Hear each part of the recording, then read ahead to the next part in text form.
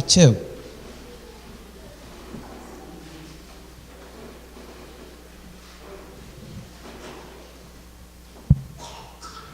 And verse 1. It says, "Let all who live in the land tremble, for the day of the Lord is coming. It is close at hand.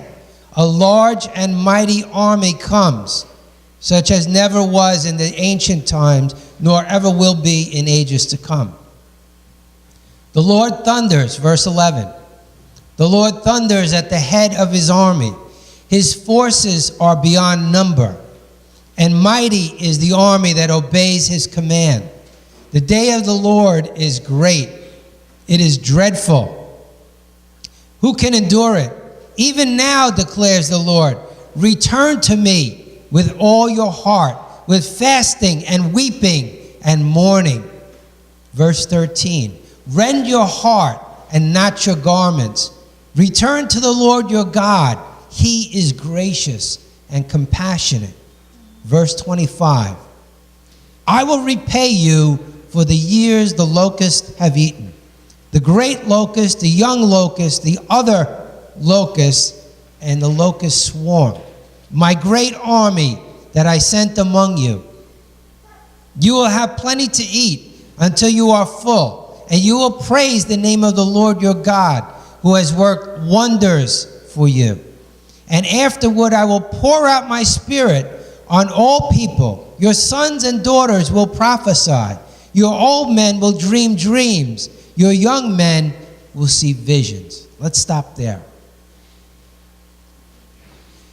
Years ago, we used to sing a worship song. I don't know if some of you remember this song. It says, "They rush on the city, they run on the wall. Great is the army that carries out his word." We used to sing that as a worship song until we realized that we were singing about this dreadful day when God would send out an army of locusts too great to number. And it was a dreadful day. And we said, hey, this is probably not something to be singing and rejoicing about. We stopped singing that song, really. Why did the army of locusts get sent out? That's the important question. Why did God do that? The answer is in verse 12. He says, "Even now, return to me with all your heart," says the Lord. What was this event all about? Well, people strayed away from God. In the book of Job, well, before I go there, I want to show you that there's sort of two camps of people here, because I don't want you to think that I'm judging anyone this morning. There's the camp of these Israelites that definitely strayed away from God. They were serving false gods. And they would, for a time, they would be worshiping these false gods, and things would get bad, and they would come back to God. So there was definitely this camp of people that strayed away from God, and these troubles and these trials would come upon them. And then there's a camp of people in the Bible, like Job, who, if you went to Job 1 and verse 8, it says, God says, he says to the devil, he says, "Have you seen my servant Job? He's blameless in all that he does." That means he's sinless. And he worships God and shuns evil. And yet what happened to Job? We all know. He went through a difficult trial, lost all his children, became sick himself. So trials come upon the good and they come upon the evil. I don't think Tony and Orietta did anything evil that came upon them, but God was building character in them. He was teaching them how to wait. Sometimes God's idea of waiting is a lot longer than our idea, but he brings it to pass at just the right time, So whether you've been away from God, whether you've been close to God, these trials come. And so the people of that day, they were worshiping idols. And in those days, there were two things that were of the utmost importance to those people. The number one, the first and foremost, was harvesting plentiful crops. And number two was fruitful childbearing, exceedingly important to people that time. If you had crops, you had food. If you had crops, you had money because you had food to sell also, right? So crops was very important. And if you had a great family of children, you had God's blessing to carry on your name, and you had this army of helpers to bring in the harvest, right? So you could see how it worked. People were very, very intense about the crops coming in. So intense that at times they would get superstitious and they would worship these false gods like Baal and Molech and Chemosh.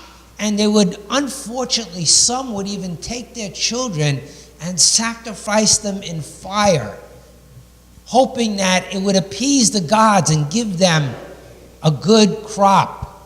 See, some of these people went without food. They had families of 10, 12 children, and there was nothing to eat at times. So you could see having a big crop, a big harvest was very important to them. So God sends out an army of locusts at the point where they're just worshiping these false gods too much. It's like the brim tipped over. And God sends out this, it says, this innumerable army of locusts. And the locusts come and devour that thing that's so important to them, their crops. And I said in your bulletin this morning, in your sermon notes, I said, here on Long Island, we worship our beaches, don't we? Isn't that true? Our beaches are very, very important to people, to industry, right? I remember some years ago when needles were washing up on the shore and people couldn't go to the beach. It was all over the news, our beaches. And there were times when needles washed ashore and people were going like this and they were just hiding them so our beaches wouldn't close. And many of those people, they worship the sun. They got to get out in the sun.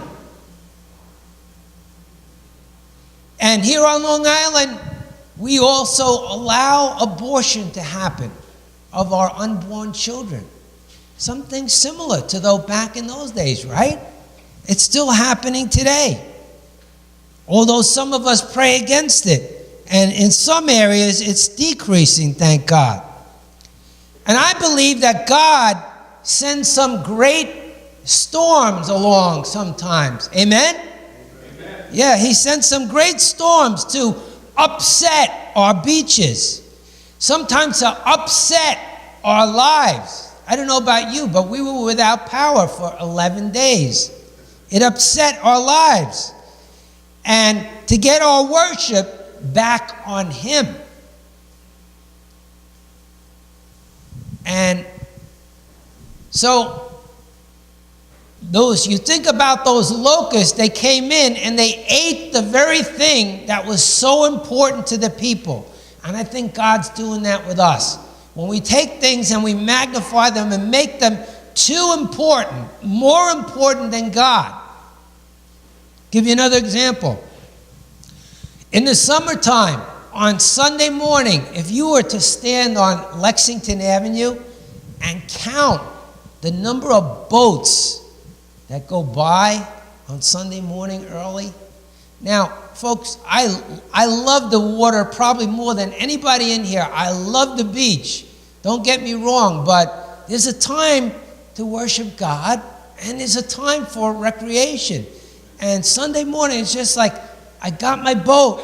I got my cooler full of beer. I got my marijuana in some cases, in case you didn't realize those boaters out there. Some of them, right?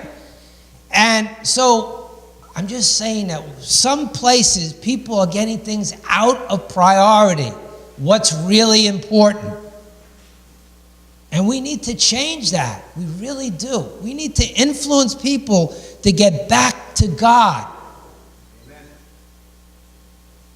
Now, verse 13, in that same Joel chapter 2, he said, "Rend your heart and not your garments. Return to the Lord your God. He's gracious and compassionate." That word rend means tear in two. Tear in two. The Hebrews had a tradition. When something was said or done that was offensive or blasphemous to God, they would immediately tear their clothes in two, signaling that they stood in agreement with God, that this was an outrage back in Bible days. But here God says, rend your heart, not your clothes. He's saying, stop putting on a show like you're so holy when I can see what's going on inside of you. It's like if you did a secret background check on somebody and you found out that they weren't all that they appeared to be, you know? That's with God all the time. He knows our hearts. He knows exactly what's going on. So God wasn't condemning the Hebrews, but he was pointing the way back to himself. That's what he was doing. And it was through repentance and turning and going another way. Remember a few weeks ago we talked about this word repentance. It simply means you're headed this way and it's sinful and you turn and agree with God and go a different way. Amen? But it takes that turning to really change your life and get your life in order. So I said in your sermon notes this morning, he says, rend your heart to us this morning. And every great revival starts with repentance. Amen? Every great outpouring of the Holy Spirit, it starts first with repentance, turning back to God. He says, return to me and I will be gracious and compassionate. Remember the story of Jonah? How God said to him, I want you to go to Nineveh. I want you to preach to those people they've gotten way out of hand. They're not worshiping me. They're worshiping idols. And Jonah, I don't know if you remember this about him, what he says. He goes, God, I don't want to go there and do that. I'm going to go through all that and preach to them. And then they're going to repent and you're going to feel sorry for them. I know you're compassionate. So he didn't want to go. He wanted to see them be judged. But God is gracious and compassionate. We have to know that. That's his nature. So he's saying to those in the Old Testament, stop sacrificing to these gods, Baal and Molech and the others, in order to have a great harvest. He says, you want a great harvest? Return to me. Rend your heart. And then further down in Joel 2, he says, I will restore the years the locusts have eaten.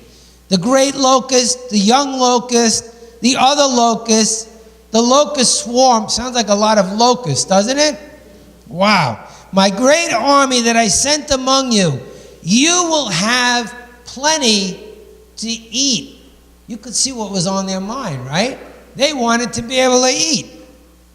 God says, I want you to see this. He says, I will restore the years. After the locusts ate all the crops in the land, it was barren. There was nothing there. He ate right down to the dirt. But God says, I will restore. There was no harvest. Childbearing was drying up. But God said, I will restore. His promises to restore the thing that was so important to them, their crops. And why does he refer to that word years? as I was going over this verse, that it caught my eye. I will restore the years. So I did a little research on it. It said that because there were years of loss when those locusts came in and ate. They didn't just destroy this year's crop. They destroyed the plants. They destroyed the roots. They destroyed crops for years to come. But God said, I will restore the years.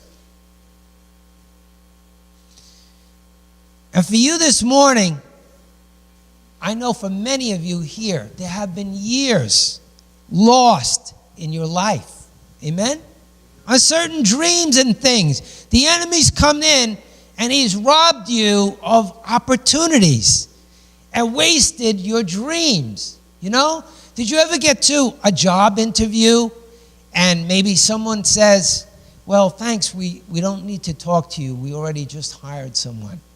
And you know what that feels like, Your opportunity was robbed. And there's things like that have happened to each one of us in this room at times. Opportunities, dreams that were put on the shelf that you thought, maybe it's over with. I heard that this morning in Tony and Orietta's testimony. Maybe it's just not meant to be. Amen? Sometimes when you wait, they waited 8 years, and you think your dreams, maybe they're shattered. But God is saying to you, I will restore the years that the locust has eaten in your life. And I hope you get this morning. I hope your spirit drinks this in like a dry sponge. I will restore the years, God is saying to you. What is it in your life that has been put on the shelf that you've been waiting for and there's been no answer? God is saying this morning, I believe to many, many of us here, if not all of us, I will restore those years. Amen? I said in your sermon notes, God says he will repay all that was lost, your dreams and your lost time. There's another verse in Isaiah 61. We're not going to go there right now. But it says that he will give you double back for what you've lost. Double back. Now going back to Joel 2, he says, I will pour out my spirit on all people. Your sons and daughters will prophesy. Your old men will dream dreams. Your young men will see visions. And everyone who calls on the name of the Lord will be saved. And there will be deliverance. What has you bound this morning? What's the thing that you can't just, you see, it's like it's hanging on your leg and you can't shake it. The Lord says there will be deliverance. Amen? There will be. There's nothing too hard for him. I told you that God said to me several weeks ago, hold a restoration service. I didn't really even know what that meant at the time. I was seeking him. And then I read this in verse 16. It said, gather the people, consecrate the assembly, bring together the elders. And I went on to read. It said, let the bridegroom leave his room. You know who the bridegroom is? Jesus Christ. Let the bridegroom come down from the throne room and bless his people. That's what it's saying. And it says, and the bride, her chamber. The bride is you. It's the church. But why all this preparation? What was going to happen? The Lord says, I'm sending you grain and new wine and olive oil, enough to satisfy you fully. Now, new wine is just a new revelation that lines up with God's word. Amen? We're not changing anything, bringing anything new. that is contrary to the word of God, but understanding, new revelation of what God's saying. He says, I'm sending you new wine. Be glad and rejoice, for he has given you the autumn rain. The people wanted the autumn rain in those days so desperately, because that rain that came at harvest time was the final thing that gave the plants the water they needed to bring in the harvest. He says, I'm giving you that autumn rain, or that latter rain. And it's synonymous with a great outpouring of the Holy Spirit. But why call a special service set apart like this? He says, I will pour out my Spirit upon all people. Your sons and daughters will prophesy. Your old men will dream dreams. Your young men will see visions. And everyone who calls on the name of the Lord will be saved. And there will be deliverance. Cynthia, would you come to the keyboard, please? Lord, pour your Spirit upon us this morning. Pour out your Spirit amongst us, Lord God, in even greater measure. And he said there would be prophecy and dreams and visions amongst us. There would be salvation. There would be deliverance. Amen? Let's go to salvation first. If there's anyone here who does not yet, you're not sure that you know Jesus as your Savior, that you know if you were to die tonight, I know exactly where I'm going. And I don't mean because you're a good person and you do all these good things in your life. That's good. But you only know where you're going for one reason. You believe that he died on a cross for you and took your sins. He shed his blood for your sins. And the only way you know that is if you've ever accepted him into your heart and said, Lord Jesus, come in and be my Savior. If you've never done that before, there's going to be time up here for you to come up and pray. Let me know. You need prayer for salvation. I'll be happy to pray with you. Amen? I'm going to call everybody up in a moment. You just let me know. He said there will be deliverance. I'm believing this morning that someone is going to get set free of something very difficult that you haven't been able to get free of. You've been saying, I can do this. I'm going to stop. And it comes back on you. And you keep trying to do it in your own strength. But God said, there will be deliverance. I believe God's word. You come forth this morning and tell me what you need to be set free of, and we're going to pray. Amen? And God said he was going to pour out his Spirit. I'm believing this morning that a few of us, God is going to give us some words over certain people of restoration. God is in the process right now of restoring things in your life. You know, in that 8-year period when Tony and Orietta were going through it, there was a process going on. God was doing things. He was moving things around. Certain circumstances were happening to get them to pray more intensely, to maybe fast at times, to get others to pray. You're in that process right now. And God is going to bring about restoration in you, in your family, in your children, whatever it's been. I believe God is about to move amongst us right now, miraculously. So let's keep our hearts in tune, amen? Cynthia, start to play. I'm going to ask you, whatever it is, come up this morning. We're going to pray for you, amen? If you're sitting in your seat, please try not to talk. Please try to pray for the people that are getting prayed for, because it's really going to be a holy time, amen? Come on up.